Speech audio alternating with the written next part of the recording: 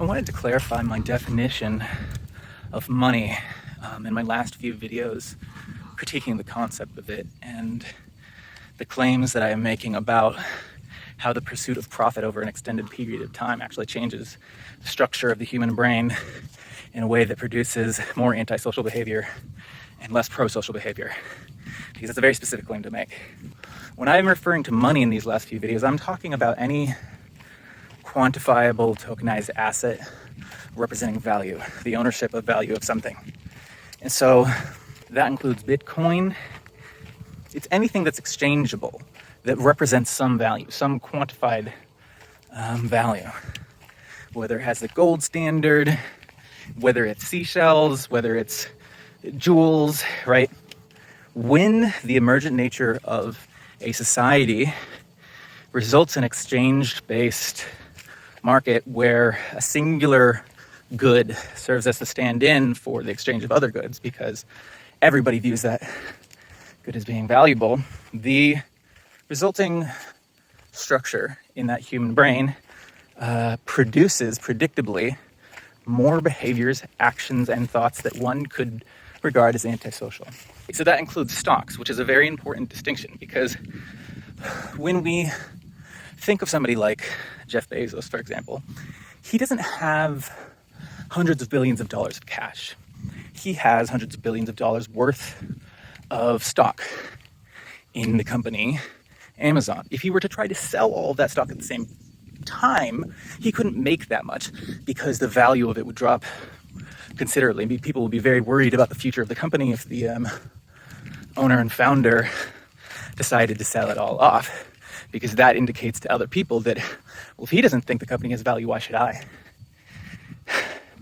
But the fact of the matter is that the same critiques that I'm making about the pursuit of profit, changing the structure of the brain of, just individuals in life, that same dynamic plays out even if that person has no cash and holds all of their assets in the stock, provided that stock represents the ownership of a company that is pursuing the accrual of profit, regardless of what form that profit comes in.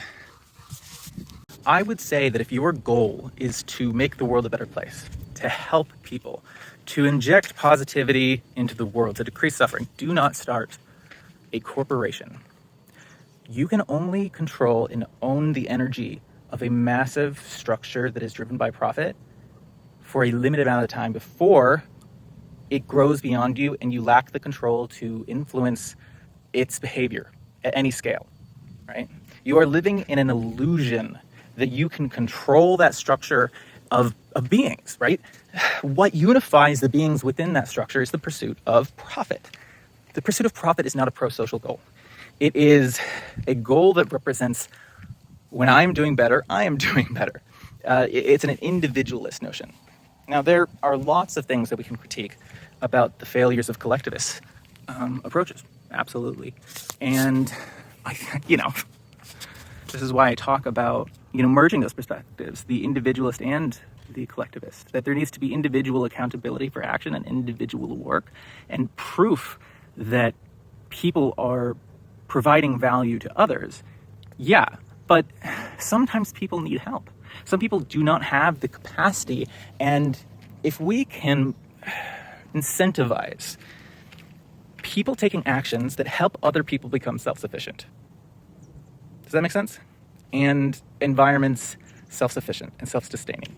If you can incentivize behaviors that help create regenerative communities, I think that's a really good first step. Schmachtenberger talks about compersion and this anti-addiction thing, and I think those are very good ideas for how you quantify a social metric. But at the same time, nobody else is getting into the nitty-gritty of how do we quantify this shit. Come on, you have to have a means to actually establish this. It has to be a protocol. It can't just be, well, Facebook decided to allow you to report your well-being, and now they start distributing their news to you based off of how good it makes you feel. Well, fuck, that could go really, really, really, really, really bad. Or if it's done right, it could be really good. But the fact of the matter is that institutions and organizations that are designed to distribute your free speech, like social networks, are going to exist.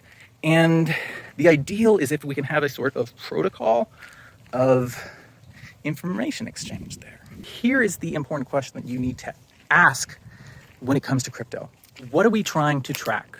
What are we trying to save as a people? What are we storing on the blockchain? I can guarantee you that in the next 50, 100 years, the idea of a decentralized data store is going to become foundational to the very nature of society.